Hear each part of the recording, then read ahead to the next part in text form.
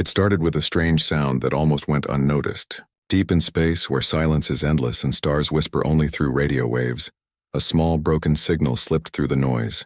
It was faint, scattered, and weak, like a voice calling from the edge of existence. Earth's deep listening stations caught it by chance. These were huge antennas spread across deserts and mountain ranges, always searching for something new in the sky. Most of the time they picked up nothing but cosmic noise or the hum of dying stars. But this was different. At first, the scientists thought it might be a malfunction. The signal was uneven, rising and falling like someone trying to speak through interference. The computers struggled to decode it, and the analysts ran hundreds of programs to check if it was a natural phenomenon, a pulsar, a radiation burst, or maybe a reflection from a distant satellite.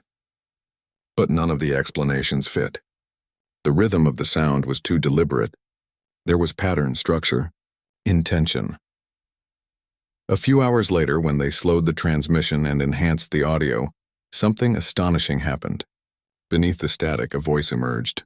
It was mechanical yet emotional, like a being trying to speak a language not meant for humans.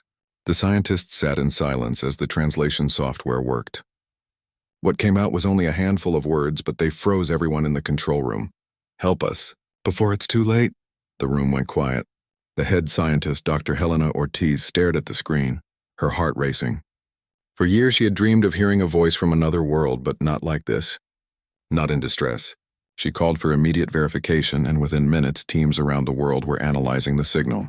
From the United States to Japan, from Europe to India, observatories turned their ears to the same patch of sky. The message repeated every few hours, sometimes distorted, sometimes clear enough to feel the fear in it. Governments got involved almost instantly. Within a day, the United Nations Emergency Science Council held a secret meeting.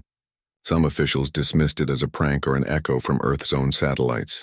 Others believed it might be a trap, perhaps even a hostile act by another power using fake alien signals to cause panic.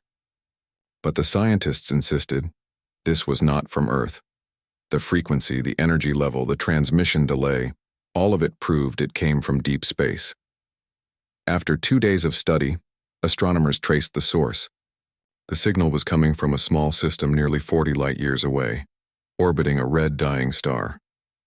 The planet had an atmosphere, traces of oxygen, and signs of artificial structures. That discovery changed everything.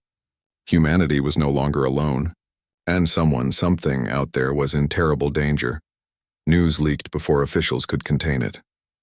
Media channels across the world exploded with headlines. "Aliens send SOS. First contact or final plea." People gathered outside observatories holding signs of hope and fear. Some prayed, some protested. There were debates on every network. Was it right to answer? Should Earth interfere? What if it was a trap? What if helping them brought danger to humanity? But beyond the noise of politics and fear, ordinary people felt something else. Empathy. Humanity had seen countless wars, disasters, and cries for help within its own species. Across history, people had always stepped forward when someone was in need. That same instinct now turned toward the stars. Dr. Ortiz stood before the World Council and spoke with quiet conviction.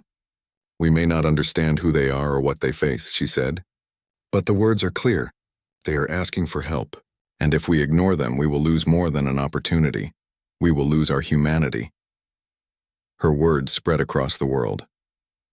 Volunteers from every field offered their expertise. Engineers began designing ships capable of deep space travel.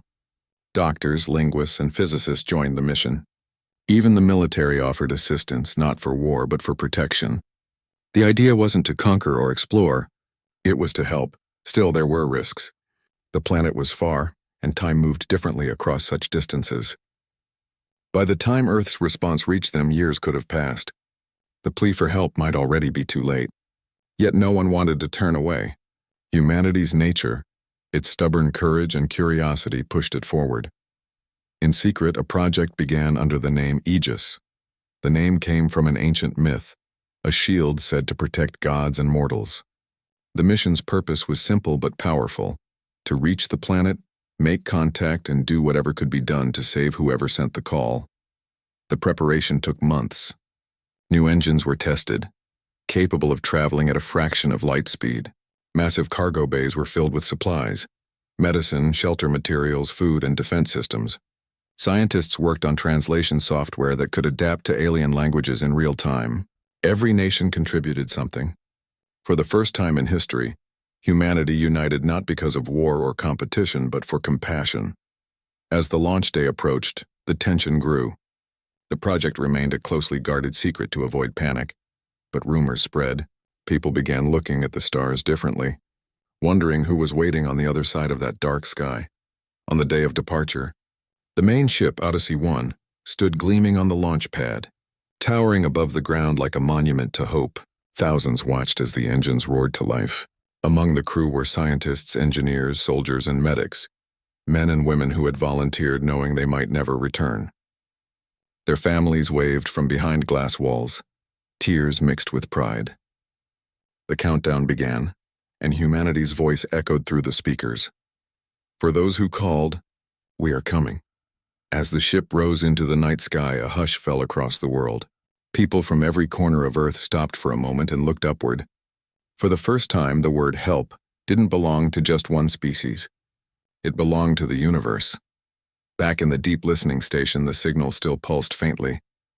Help us. Before it's too late. No one knew what waited for them out there, but the decision was made. Humanity, for all its flaws, had chosen to answer. And somewhere beyond the stars, perhaps the senders of that desperate message were waiting, hoping that the strange blue world that heard their cry would truly come.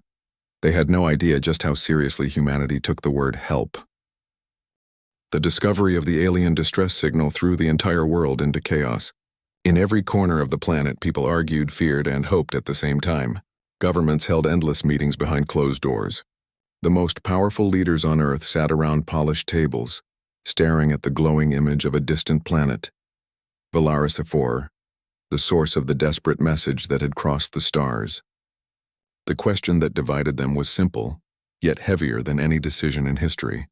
Should humanity respond? Some leaders said no. They warned that Earth was not ready for something like this. Humanity had barely begun to explore its own solar system. There were still wars, poverty, and divisions among nations. If we can't fix our own problems, one leader said, how can we help another world? Others feared it might be a trap, a clever trick by an unknown species to lure Earth into danger. What if these aliens weren't victims but conquerors pretending to be weak? But then came the other side of the argument. Scientists, philosophers, and ordinary people asked a harder question. What if it's real? What if a whole civilization was dying, waiting for an answer that never came? Could humanity live with the guilt of doing nothing? Ignoring a cry for help, Dr. Helena Ortiz said at the United Nations Assembly, will define us more than any war or discovery ever will. If we turn our backs now, we will prove that compassion ends at the edge of our atmosphere. Her words spread across the planet like wildfire.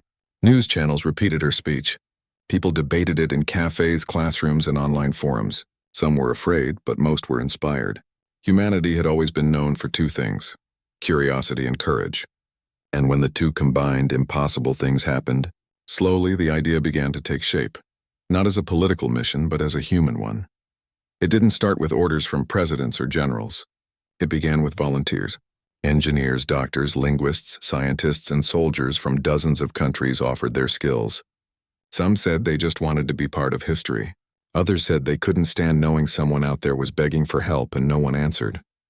Within weeks, teams started forming in secret bases and research centers. They called the project Aegis, a name chosen from ancient mythology, the shield that protected gods and heroes in old human stories. It symbolized protection, not aggression. Soon, massive efforts began across the world. Shipyards buzzed with activity.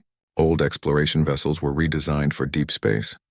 No one knew what dangers waited beyond the stars, so every ship had to serve two purposes: to heal and to defend. They carried hospitals, food supplies, and translators, but also shields, drones, and weapons, just in case. The goal was not to fight, but to survive long enough to help. The project united nations that had once been rivals. Scientists from America worked side by side with engineers from China. Russian pilots trained with European astronauts. Even private companies and universities contributed. It was the first time in human history that every major power agreed on something so completely. No flags, no politics, only a shared purpose. The world began to change. People saw hope again. Factories that once made weapons now built components for starships. Students studied astrophysics instead of warfare. Artists painted murals of humans reaching toward the stars, not to conquer but to save. Across cities, people began to say, "We're doing something that matters." The mission's main base was built in orbit, an enormous station named Unity. From there, fleets were assembled and tested. The main ship, Odyssey 1, was designed to lead the way. It was a masterpiece of human engineering. Part hospital, part research center, part fortress. Inside, hundreds of crew members trained for months. They learned not only how to navigate deep space, but how to communicate with alien species, how to treat unknown diseases, and how to survive far from home. The crew came from more than 50 countries, speaking different languages, following different cultures, but they shared one goal: to answer the call. On Earth, people followed every update with fascination. Children watched the launches of supply pods on television. Families placed small blue lights in their windows as a symbol of hope for the unknown world waiting out there. Even those who once doubted began to believe that humanity might be capable of something greater than war or greed. It wasn't about discovery anymore. It was about doing the right thing. Of course, there were still skeptics. Some powerful figures tried to stop the mission, warning it would drain resources or provoke unknown enemies. "What if we start a war we can't win?" one senator argued. But for every voice of fear, there were 100 voices of determination. Humanity had taken too long to reach this point. The choice had already been made, not by governments, but by the people themselves. When the first test flight succeeded, cheers echoed across continents. Humanity had built something that could go beyond its own solar system for the first time. The crew members became heroes before even leaving Earth. Interviews with them filled every news channel. When asked why they volunteered, one engineer simply said, "Because someone asked for help. That's all the reason I need." Weeks later, the world watched as the final preparations began. The ships were lined up in orbit, shining like small stars above Earth's surface. Each vessel carried a piece of humanity's hope: medical teams, scientists, translators, explorers. As launch day approached, tension filled the air. People gathered in parks, on rooftops, and open fields, all looking up at the sky. The countdown began, echoing through radios and screens worldwide. 10, 9, 8.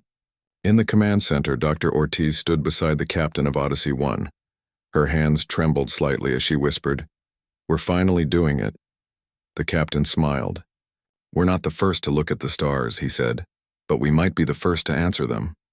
3, 2, 1. The engines roared and the ships began to move, slowly at first, then faster, glowing brighter as they broke through the atmosphere. People below clapped, cheered, cried, and prayed. For a moment, the whole planet seemed to breathe as one. Humanity, divided for centuries by borders and beliefs, was finally united under a single idea: to help. As the ships disappeared into the dark sky, silence fell. The blue lights in windows flickered gently, symbolizing faith and courage. Somewhere out there, far beyond human reach, an alien world was waiting, suffering, and hoping that someone had heard their cry. They had no idea how far humanity would go to answer it. And for the first time, the world realized that the strength of humankind was not just in its weapons or technology, but in its heart. No one knew what waited beyond the stars, but one truth had already become clear. When Earth decided to act, it didn't do it halfway. When humans promised to help, they meant it. The journey to Valaris 4 took months, but for the crew aboard the human fleet it felt like years. Every day they looked out into the endless dark, knowing that somewhere ahead a world was crying for help. When they finally arrived, the sight that appeared before them stole the breath from every person on board. The planet was scarred and broken. From orbit it looked like a wounded animal, its surface blackened by fires that refused to die. Oceans stained with ash and entire continents glowing faintly where cities once stood. Valaris 4 was dying. The first scans confirmed the worst. Vast regions were destroyed by bombardments and radiation filled the atmosphere. Communication signals from the planet were weak, fragmented, and filled with static. But one thing was clear: the Valari were still alive, though barely. They were fighting for survival against an empire called the Drath, a warlike species that believed mercy was weakness. The Drath ships surrounded the planet like vultures, dropping plasma strikes on cities where civilians hid underground. For generations they had conquered other species easily. Now they had turned their attention to the Volari, and they were finishing what they started. From the command deck of Odyssey 1, Captain Marcus Hale watched the destruction in silence. His crew waited for orders. They had trained for this moment, yet nothing could prepare them for seeing an entire civilization on the edge of extinction. Dr. Helena Ortiz stood beside him, eyes wide, whispering, "We're too late." But Hale shook his head. "Not yet," he said. "We came to help, so we will." The first contact came moments later. A signal appeared on their screens, weak, trembling, and full of fear. The Volari language was sharp and rhythmic, but the translation system managed to catch a few words. "Who are you? Are you the Drath?" Dr. Ortiz quickly replied, "No, we are from Earth. We received your call for help." There was a pause, and then a sound that might have been relief or disbelief. "Help?" the alien voice said. "Help cannot stop this." But the humans were already moving. The order went out across the fleet. Dropships detached from the mother vessels, falling through the atmosphere like meteors. Their heat shields burned bright against the dark sky as they descended through clouds of smoke and ash. On the surface, the Volari, an insectoid species with luminous eyes and armored bodies, looked up expecting another bombardment. Instead, the ship slowed, unfolded landing gear, and began deploying humans in white suits carrying medical kits and supply crates. At first, the Volari didn't know what to do. They had been at war for so long that everything in the sky looked like death, but when they saw humans carrying their wounded, setting up shelters and protecting unarmed civilians, something shifted. The Volari healers, who had been using crude tools to treat burns and plasma wounds, watched in awe as human medics used advanced equipment to stabilize patients within seconds. Soldiers formed defensive lines around hospitals, and drones scanned the skies for enemy movements. But the Drath noticed the human presence almost immediately. From orbit, massive warships began to change formation. They detected the new arrivals and sent a message filled with static and fury.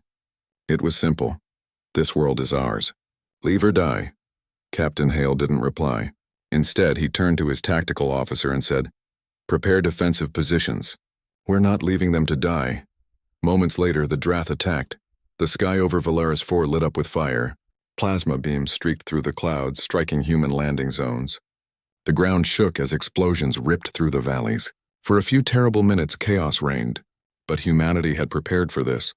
Automated defense drones rose from the ships like a swarm of silver arrows, forming a protective barrier. Human fighters launched from orbit, cutting through the enemy's lines with speed and precision. Unlike the Drath, who relied on brute force, human pilots used coordination and strategy. They fought not to destroy, but to protect. In one of the Volari cities, a young alien worker named Kezra watched as the human soldiers surrounded her village. She had lost her family days before and had expected to die next. But now she saw these strange creatures, soft-skinned, two-eyed, fragile-looking, standing between her people and the burning sky. When a Drath bomber appeared overhead, one of the human soldiers shouted something she couldn't understand, raised a weapon, and unleashed a beam of energy that tore the bomber apart before it could strike. The explosion reflected in Kezra's glowing eyes. For the first time, she felt something she hadn't in years: hope. In orbit, the real battle began. The Drath fleet was powerful and enormous, made of black metal ships armed with weapons capable of vaporizing cities. But humanity's fleet fought differently. Instead of attacking head-on, they used precision strikes, electronic interference, and teamwork. They jammed enemy communications, blinded sensors, and targeted the ship's weak points. Every shot counted. Every move was coordinated. The Drath, arrogant and overconfident, didn't expect resistance from a species they had never heard of. Within hours, their formation started to break. The battle lasted only 6 hours, though to those fighting it felt much longer. Explosions filled space like thunder. One by one, the Drath ships fell, some burning into the planet's atmosphere, others exploding silently in the void. The final enemy cruiser tried to escape, but human interceptors cut off its path. Captain Hale gave the last command calmly: "Disable it. No mercy for murderers." A few moments later, the Drath fleet ceased to exist. Down on the surface, silence fell. The fires still burned, but the bombardment had stopped. The Volari stepped out of their shelters, staring at the sky that was once filled with death and now shone with the bright trails of human ships. They couldn't believe what had happened. The invincible Drath, the ones who had enslaved and destroyed countless worlds, were gone. The Valari leaders contacted the human command ship. Their language was full of emotion, and though it took time to translate, the meaning was clear. We asked for help. We did not expect this, Dr. Ortiz replied softly. When humanity decides to help, we don't come halfway. The humans didn't celebrate. There was no cheering, no pride. They moved immediately to rescue operations, sending more medics and engineers to rebuild what could be saved. On the ground, Valari children watched humans work tirelessly through the night, patching wounds, repairing machines, and giving water to the thirsty. They couldn't understand why these strangers cared so much. The humans asked for nothing in return. No tribute, no resources, no control. Only peace. As dawn rose over the ruined planet, the light revealed a new sight. The human and Valari flags standing side by side in the ashes. The war was over. The Valari were alive, and in every part of their world, whispers spread of the new saviors who had come from beyond the stars. Beings who fought like demons, but healed like angels. No one on Valaris IV would ever forget that day. The humans had answered their call for help, and when they came, they didn't just bring aid. They brought justice. When the battle was over, silence fell across Valaris IV. The smoke slowly drifted away, leaving behind a broken world, cities reduced to ruins, forests turned to ash and rivers glowing with the reflection of fire. The Valari came out of their shelters cautiously, their luminous eyes blinking in disbelief. For generations they had known nothing but fear. Every time a fleet appeared in their skies, it meant death, slavery, or destruction. But this time, something different had happened. The new fleet that had arrived from the stars did not enslave them, it saved them. The Valari were a proud and intelligent species, their society built on cooperation and unity. Their hive-like communication made them work together as one mind, one purpose. Yet even with all their unity, they had been powerless against the Drath Empire. When they sent their desperate message for help, they had never imagined an answer like this. To them, help meant food, medicine, or maybe a small group of diplomats offering sympathy. It did not mean fleets of massive human ships burning through the sky to defend them with unmatched power. At first, the Valari were afraid of their rescuers. The humans looked fragile compared to their armored forms. Soft skin, small bodies, and exposed faces. But the humans carried themselves with quiet confidence. They spoke gently, moved with discipline, and treated every wounded being they found, no matter the species. When the Valari saw human medics kneeling beside their injured, wrapping their wounds, giving them water and food, their fear began to fade. They had seen many invaders claim to bring peace, but none who actually meant it. In the days that followed, the humans worked tirelessly. Entire sections of their ships were turned into floating hospitals. Valari healers joined them, learning how to use human technology to treat burns and radiation sickness. Together, they saved thousands of lives. The humans didn't act superior. They taught, shared, and listened. They asked questions about Valari medicine, amazed by the alien methods that used natural healing crystals and bioenergetic fields. Slowly, two worlds that had never met began to work as one. Outside the hospitals, human engineers started rebuilding what was lost. They used drones to clear debris, restored power systems, and built temporary shelters. Soldiers, who only days before had fought fiercely in battle, were now seen lifting rubble, repairing homes, and comforting frightened children. They didn't ask for rewards. They didn't demand authority. When the Valari offered gold and energy crystals as gifts, the humans refused politely. "We didn't come for that," one captain said.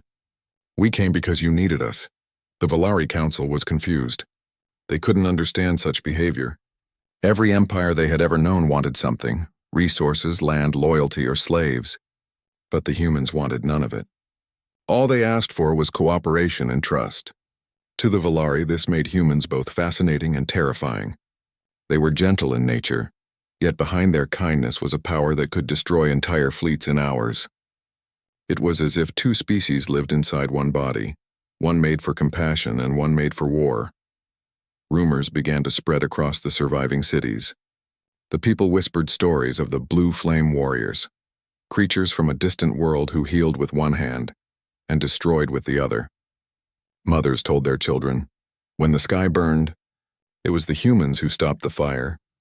Priests began to speak of them in reverence, calling them guardians of the lost. The Valari language even gained a new word, Elisar, meaning those who fight for the helpless, a word born from humanity's arrival. Meanwhile, in the stars above, other worlds were watching. News of the event spread faster than light through the trade and military channels of the galaxy. At first, other empires laughed at the idea of humans intervening in a galactic war. Earth had long been considered a minor world, a planet of primitives barely capable of space travel. But when the Drath Empire went silent, and the images of destroyed Drath fleets reached the network hubs of nearby systems, the laughter stopped.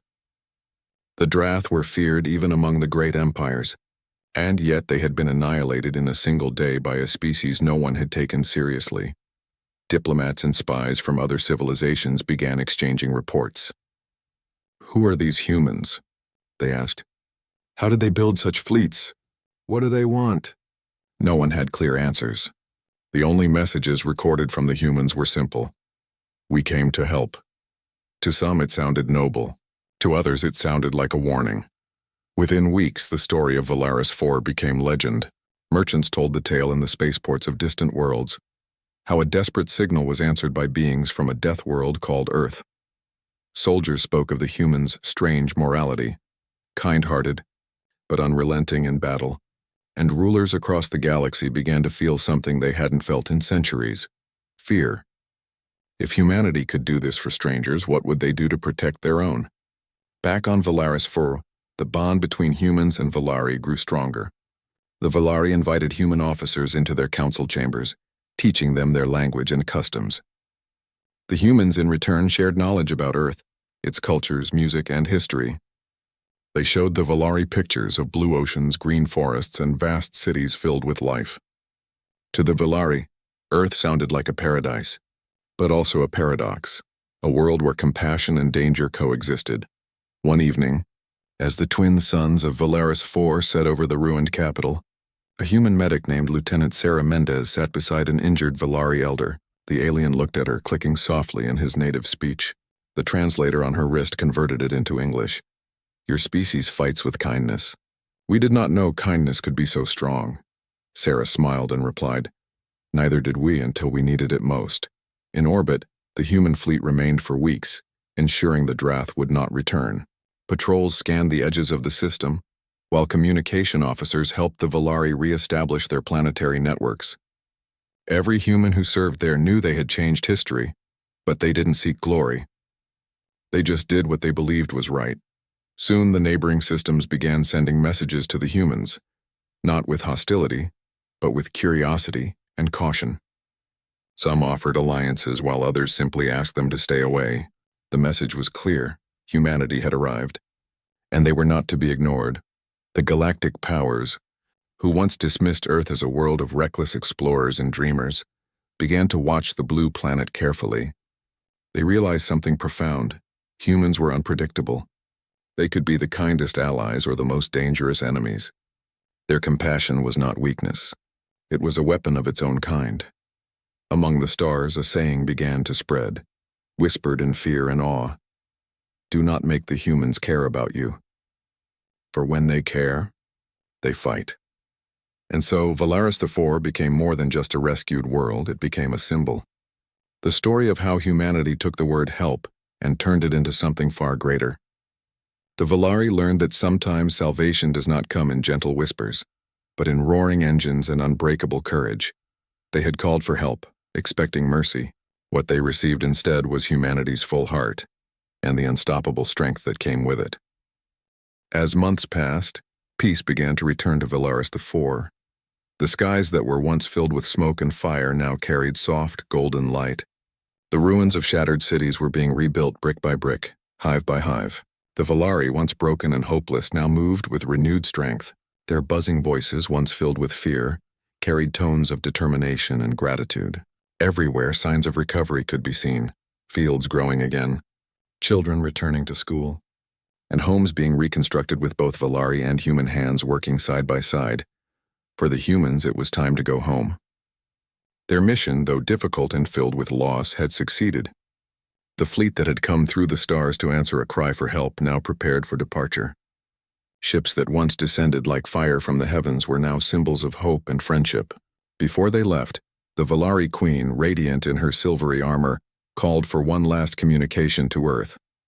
Her voice, translated through human systems, echoed across the stars.